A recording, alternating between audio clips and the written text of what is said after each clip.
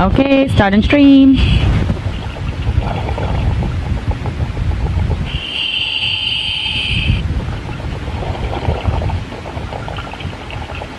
Patrish, you are live. Welcome everybody to our second boat dive of today. I am your underwater biologist Patrick. I am from Australia. We have the Hungarian Emil working the camera today, and up on the surface as your biologist up there we have Lauren from Scotland. Now today we are diving a very cool site called Bonnie's Arch. So I'll show you the arch in a second, the arch that it gets its name for. So we are on the northern side of Grand Cayman Island today, and we are only about 100 metres or 300 feet offshore, and my depth is 19 metres, so about 60 feet down.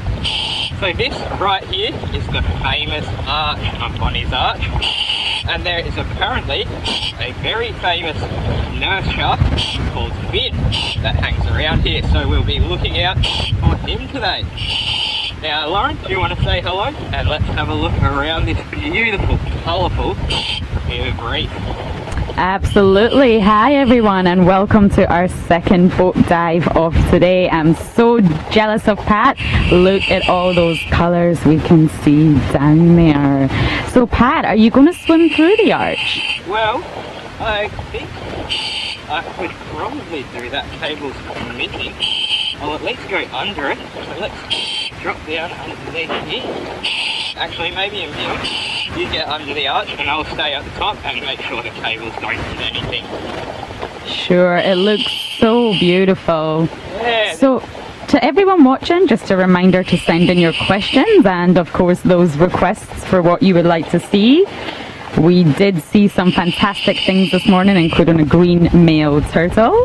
If you're using Twitter, just make sure you put that hashtag diveLIVE so we get it. We look forward to answering your questions. So, up here, hiding, camouflaging amongst this gorgonian, we have a trumpet fish. Oh, nice. Oh yeah, we can see it. So just behind that gorgonian swaying in the current, we have a stealthy looking trumpet fish. And you can see how similar its colour is to these gorgonians. And gorgonians are branching, so they have long segments, just like the body of this trumpet fish. So the gorgonian is an ideal hideout for the trumpet fish. And as they are an ambush predator, meaning that they ambush their prey, they will sit very still and usually upside down and just sit there and sway with the rhythm of the gorgonian. Now once a prey item comes along unsuspected, it'll just use that little sucky mouth of it to gulp it in.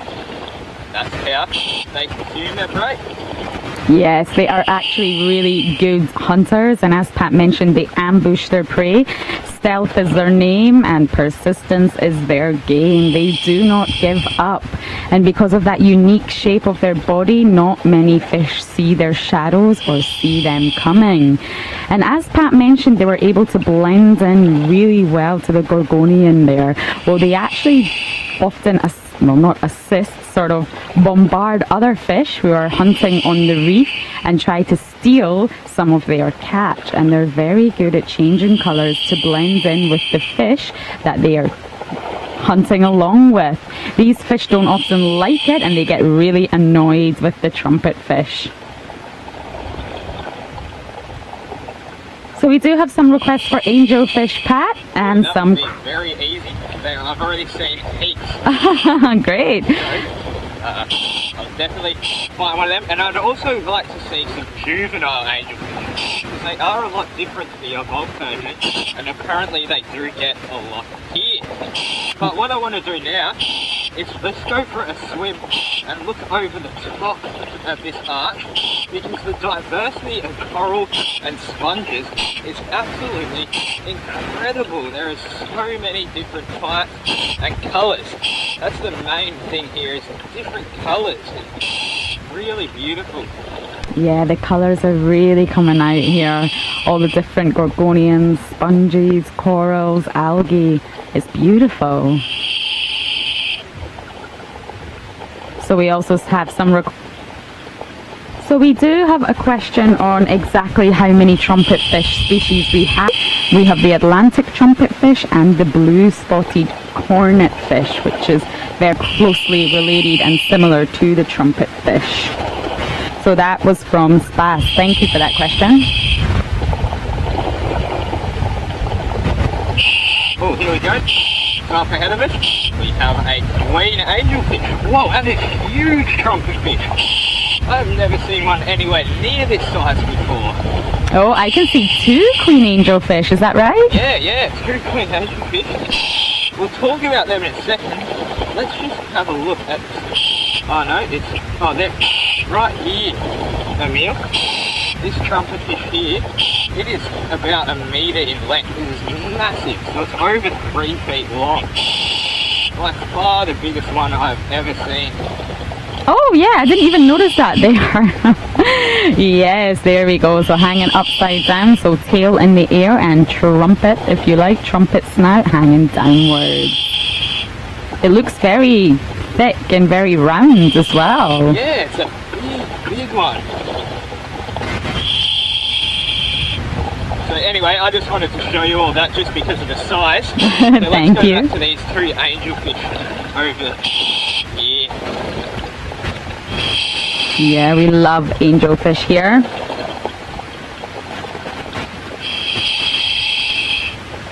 And hopefully we can show you some juveniles as we regularly talk about angelfish and how different they are when they are a juvenile. It almost looks like a completely different fish. So hopefully we are able to show you that so you can compare the adult form to the juvenile form.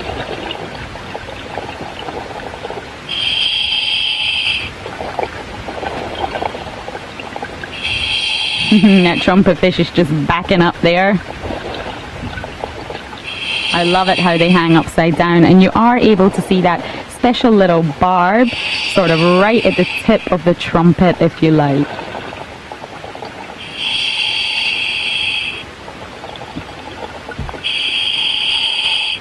So it barely looks like it's moving those fins.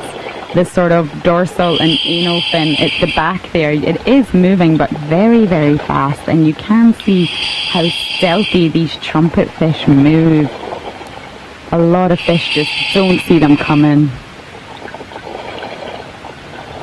So do we still have sightings on the queen angelfish, Pat? Yeah, I'm just having a look over here. They seem to have disappeared, but there's plenty of blank angelfish hanging over. Let's head down a bit deeper along the edge of this little mini wall here. Let's see these French angelfish. Oh, you have French angelfish now.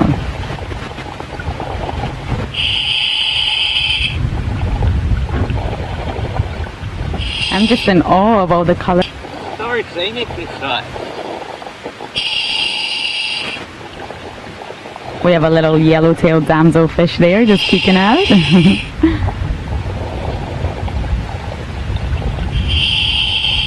now I've lost the French angelfish too. But that's okay. Let's drop down the side of this mini wall. Go around the arch the other way. Wow, so all these fish you can see sort of darting in and out there, they mostly are damselfish. And you can see how territorial they really are, just hovering above their little spot in the reef. Oh, what's that hiding in between the vase sponges, Pat? I can see purple vase sponges with something hiding in them. Oh, let me have a look here.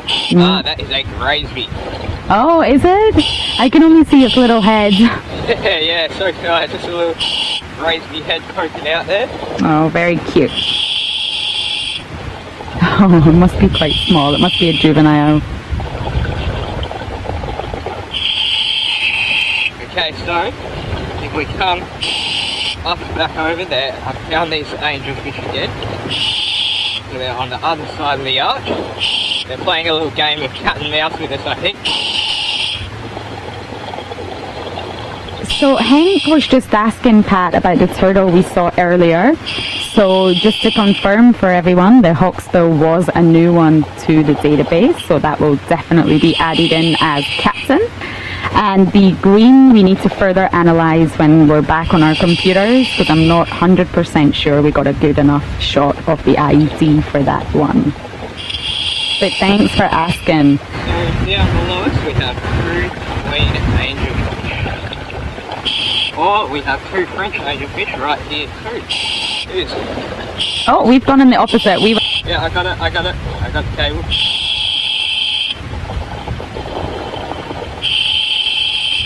So the French angelfish that we saw, oh, there we go, right on cue. There's 2 of them, and this is most likely a mated pair, a husband and wife.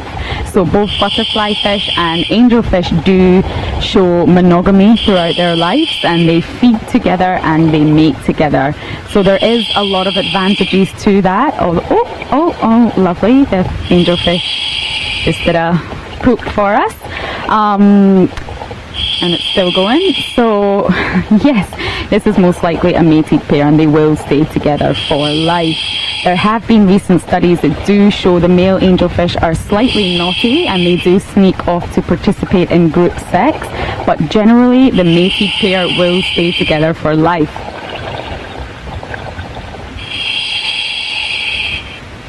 There's many advantages of staying together as a mated pair. So although the male cannot spread his seed as far, he is able to mate whenever he wants. So his female is always on hand, so he can mate with her whenever.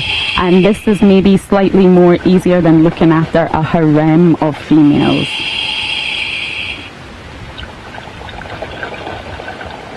So we're getting a really good look at them here, and you can see they're much bigger than butterfly fish, even although they have a similar body shape. And just at the bottom of that gill cover is a spine. You can see it's yellow. And that is a unique identification feature of the angelfish. Butterfly fish do not have these spines. So their favorite food is sponges, which also is a favorite food of the hawksbill turtles, and not many fish on the reef eat sponges. They are very indigestible and they contain toxins. But angelfish, however, 90% of their diet is made up of sponges. They are omnivores, so they do eat a whole variety of things on the reef. That's why they have a much bigger mouth than the butterfly fish.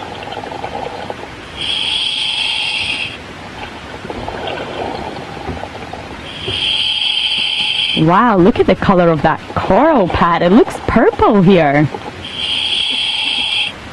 So these 2 queen angelfish I was trying to show before are still there, so we can go see them again, because I was trying to point them out before. No worries, we'd love to see them. But Pat, I believe you know the answer to this question. Spas was asking, what is the purpose of that little spine on the angelfish? What is the purpose? Yes. I don't actually know what purpose it serves. I only go off assumptions, and my theory is that the little spines are to increase the surface area covering the gills. So they're not stopping the gills from opening, but they are increasing the surface area that's protecting the gills. So this could protect it from parasites and crustaceans and other little animals or algae that try to get in there and use the gills to their own advantage. Yeah, so there's not much scientific evidence on this, but it is believed that that is the reason why. And we can see the queens up ahead. And there's 3 angelfish right here. There's an abundance of them. Yeah, so angelfish, we've been asked about their reproduction, Pat? Sorry? Angelfish reproduction. Yes, angelfish reproduction. So they are broadcast, and what this means is that they will shoot their sperm and their eggs into the water, and they will be fertilized, and then once they're fertilised, they're at the mercy of the current, so they'll be taken kilometres or miles away, and then that disperses them, so allows them to spread out further. Now, angelfish do brood quite a lot of eggs, so the female can reach millions of eggs in one single spawning. Yeah, sorry about that foghorn there from another boat. So you can see the beautiful colours of this angelfish. It just amazes me each time we see one. But this is not the reason they're called the queen. It does come from the little blue marking on the forehead, if you like, that looks like a crown, and that is why they're termed the queen angelfish.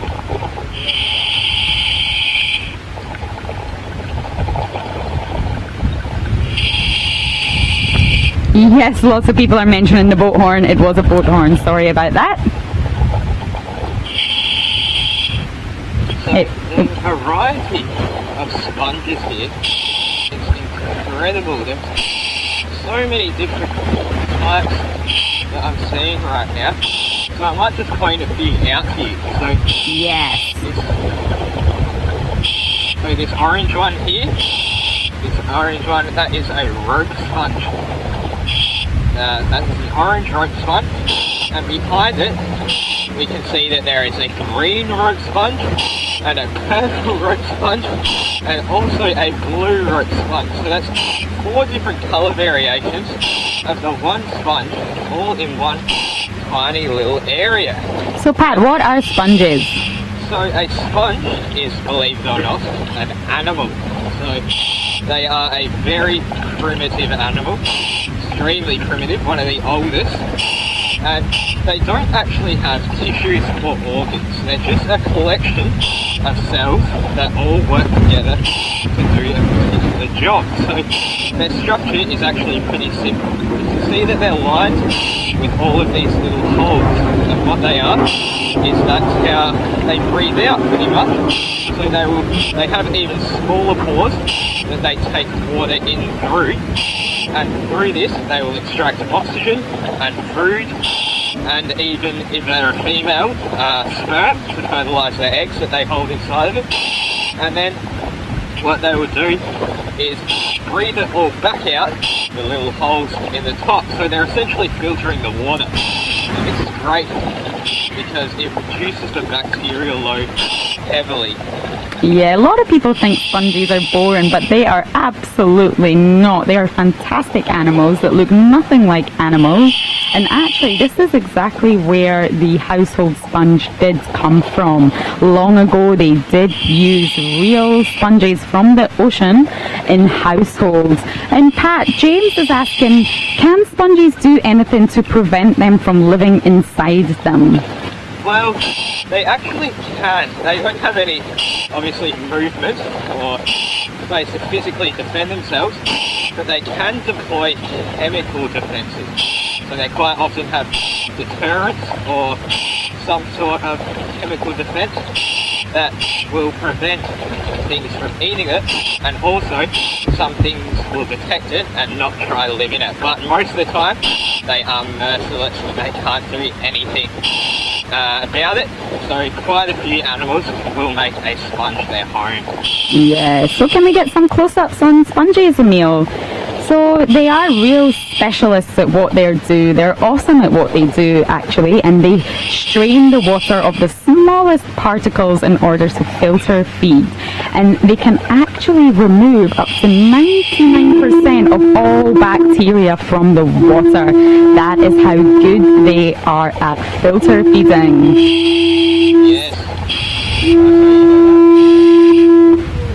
So we do have a brittle star inside of their pad, a beautiful brittle star and a sharp-nosed pufferfish. I can't see the brittle star, but that's good. I know you've been running a brittle star for a while now, Lauren, so you can write all your amazing facts.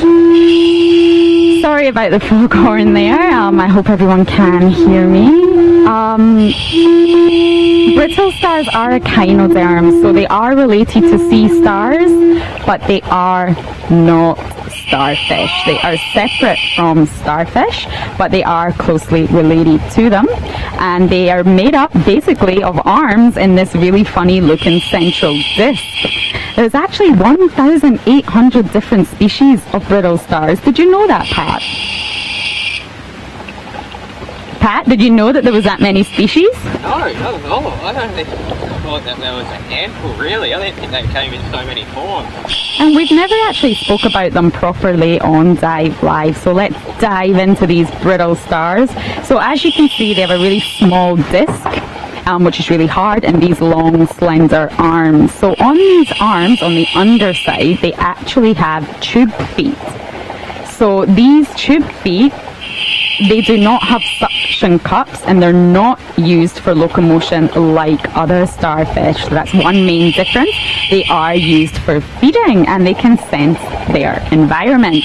So these guys move by wriggling your... Oh, mantis shrimp! Mantis shrimp! Oh, no way! Yes, it's inside! Yay! What?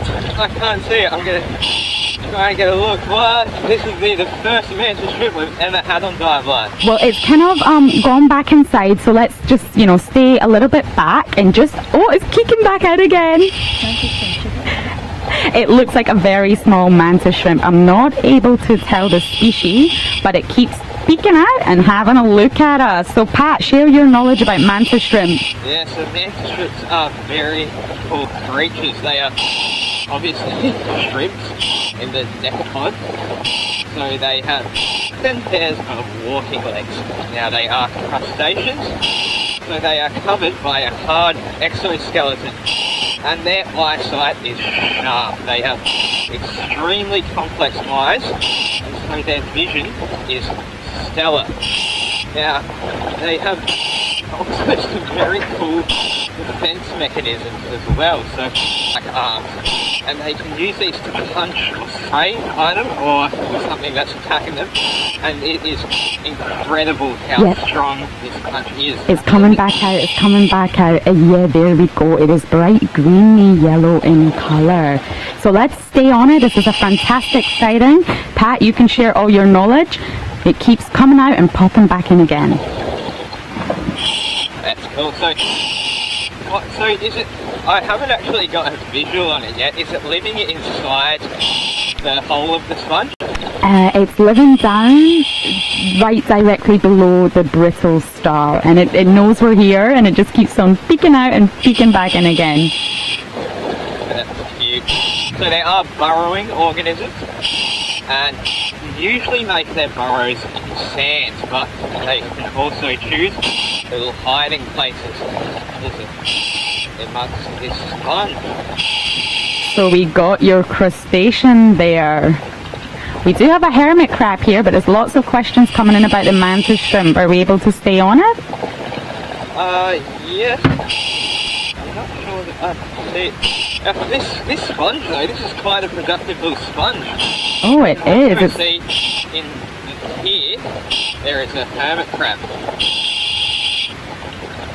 Oh, the mantis shrimp is there. It's there. It's right out of its little hidey hole. It's bright green in colour, and there we go. There you have a mantis shrimp, the first one on diveLIVE. And those two sort of really round, funny, bulby looking things are the eyes. And it's the best eyes in the whole of the animal kingdom. Again, it's gone back in, but it's there, Pat. Yeah, I did see its little eyes poking out just before. What incredible eyes they are.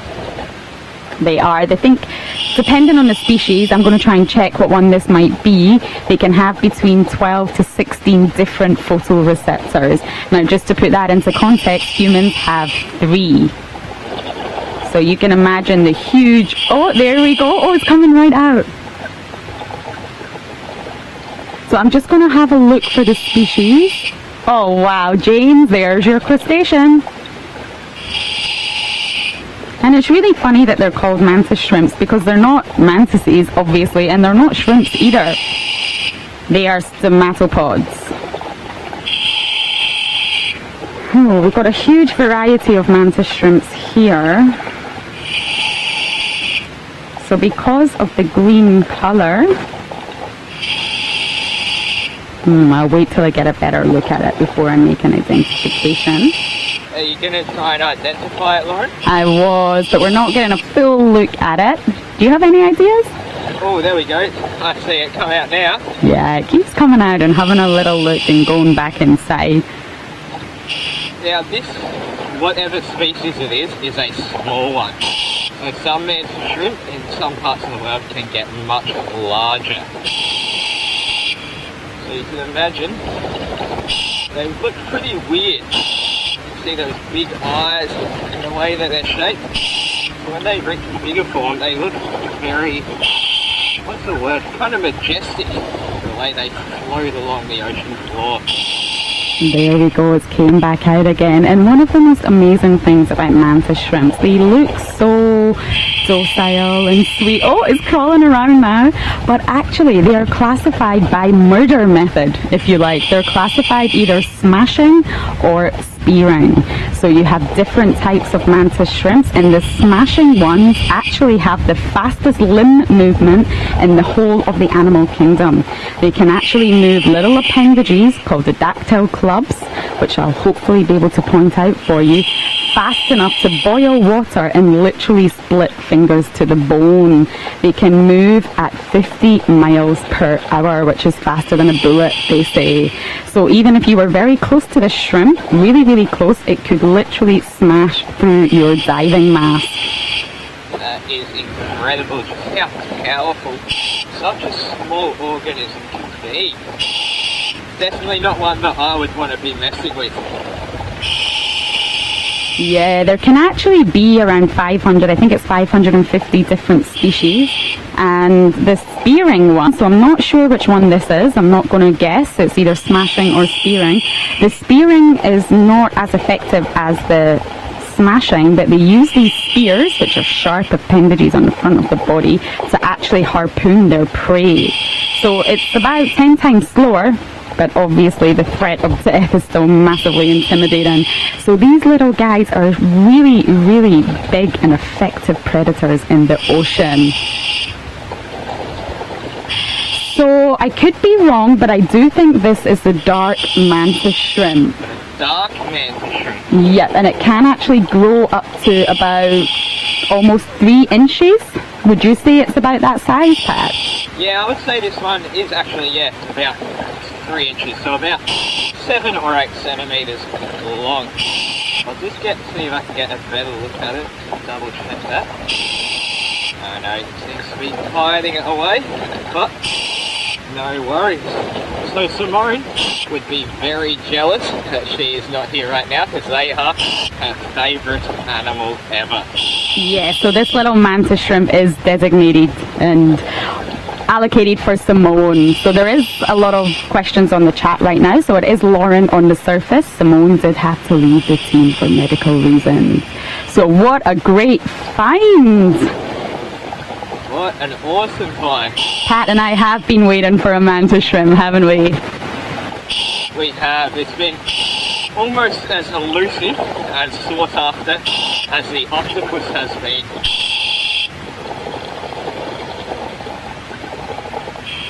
So Pat, Proud Cat Mama's asking, how many legs does the mantis shrimp have? Well, they are decapods.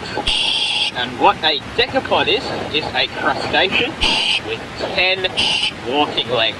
So if you think of a crab or a lobster, they have 10 walking legs, and it's the same with shrimps, just like the mantis shrimp. Yeah, so Stevie was asking, what is that starfish? So we did have a beautiful sponge, and there was a brittle star on it, which isn't actually a type of sea star. It's different, but very closely related. And there was a mantis shrimp. 2 things we haven't really spoken about on diveLIVE.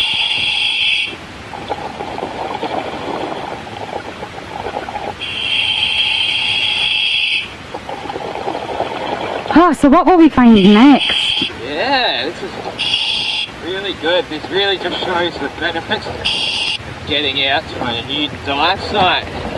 Being able to see these new cool critters. So Pat, do you know what mantis shrimps eat? And will it eat the brittle star? So it's 2 questions from Ray and Craig. What were the questions, sorry? What do they eat, and will it eat that brittle star? Ooh. I don't think it would eat the brittle star. They tend to eat smaller organisms, even smaller crustaceans. I think I've even read that they are cannibalistic as well, so they will eat smaller shrimps. Yes, that is true. They do show cannibalism in that species group.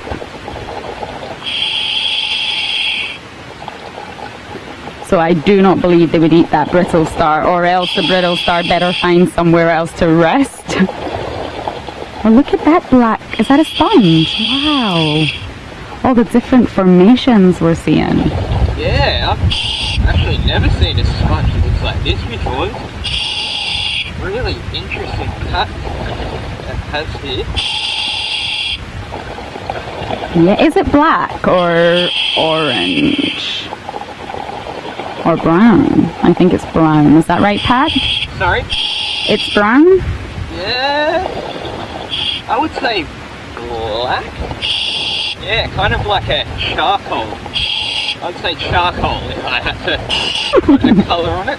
That's very accurate of you. So sponges are actually designed in such a way, it maybe looks a bit strange to us, but to have these sort of funnels exposed. And those big holes you're looking at are the X-current holes. So that's where they pump water out. And the very small holes that you should be able to see, those are the in-current holes. That's where they draw water in. And they can actually filter through and pump the volume of water equal to their body size between 5 and 20 seconds. So they're very efficient at just constantly pumping water. And we cannot see this, but you would be able to feel a very small current if you put your hand above that sponge. So Pat, in all the excitement of today, we might have forgotten to find our fish. Yeah, well, we did technically identify a new species. That's true. It just wasn't a fish. But if we head back to the sand down here, I did see a couple of fish. Oh wow, this trumpet fish has a remora swimming on it. Oh, I love remoras. Did you see on the top there? Oh yeah, we just saw it. It doesn't look that happy. No, it looks like it's annoying it. So that small little fish that you can see sort of harassing the trumpet fish, if you like, that is a remora, and it's most likely a very juvenile white fin shark sucker. So there's 8 different species of these bad boys, and they basically use a modified dorsal fin, a flattened part of their head, to suck onto other animals. And they normally do it to sharks and manta rays and even turtles. But here we can see it's a juvenile, and it's obviously very attached to this trumpet fish. Now, they can swim on their own, but they do not have a swim bladder, so they have a lot of trouble mastering traveling in long distances. And this is exactly why they attach themselves onto hosts, so that they can get a free ride, if you like. So this relationship is called phoretic. Yes, they are the hitchhikers of the ocean, if you will. And as we were just speaking about identifying a new species, do you think you can identify the remora? Yeah, it's a white fin shark sucker. We have already mentioned it before, but we haven't seen it so close, so that's good. So these remoras are really dependent on attaching to their host, because they need water to keep pumping across their gills, because they don't have that swim bladder and they need to get enough oxygen. So the relationship is called phoretic. We haven't actually discussed this before, and all that means is it's between 2 different species, like here, for example, the trumpet fish and the remora. They're not related, and they have a relationship as obviously symbiotic, but it's involving mechanically transportation. So this little remora needs to be transported, and the trumpet fish is obviously the perfect fish to transport it from one part of the ocean to the other. So this is what we call commensalism. So neither organism is necessarily 100% dependent on the other, and neither is harmed. So a lot of people think remoras clean the fish. This is actually not correct, but there is evidence that the remoras do get food out of this relationship, so they can sort of sneak a little bit of the trumpet fish's food. So they're very interesting animals, and this one is definitely a juvenile.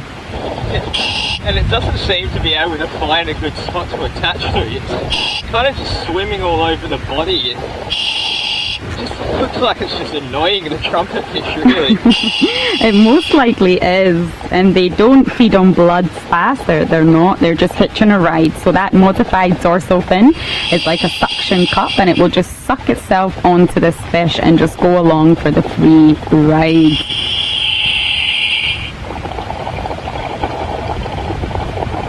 So proud cat mama, how does a remora fish help the shark? I've done a lot of research into this, and basically they don't help the shark. Obviously for the remora, it's the perfect place to hide under a shark. No one will attack it if it's sort of attached to the biggest apex predator of the ocean. There is another benefit for the remora. So when the shark eats, they're very messy eaters, and bits of food will fly all over the place, and the remora can just peek out and steal a little bit of food. Sorry. No, on you go. We've got a school of squid over here. You keep talking. Sorry for cutting you off there, Lauren. No, not at all. Let's go see the squids.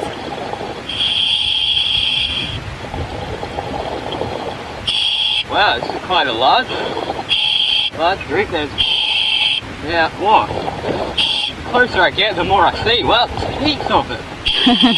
We can't see any yet, but just to answer one question on how big they get from Stevie, they can actually grow up to 18 inches. So they get very, very long, these white fin shark suckers. So it looks like we have a problem with the cable, so we can't actually reach these squid, unfortunately. No worries, we can have a look at anything else. Well, unfortunately as well, that is all I have time for. I have hit 50 bar, so it is time to end the dive anyway. Unfortunately couldn't see the squid, but still, what an awesome dive. Just that mantis shrimp, what a highlight. That was incredible. So, just want to tell everybody that tomorrow we will not be having any broadcasts. So Monday, tomorrow, there'll be no broadcast. So we will be back with you at 7 AM and 11 AM Grand Cayman time on Tuesday. So thank you all for joining me on these awesome boat dives today, and we'll see you in a couple of days. Yeah, thank you everybody, and as Pat said, there will be no broadcast tomorrow, but please do tune in on Tuesday at 7 AM Grand Cayman time. We will see you then.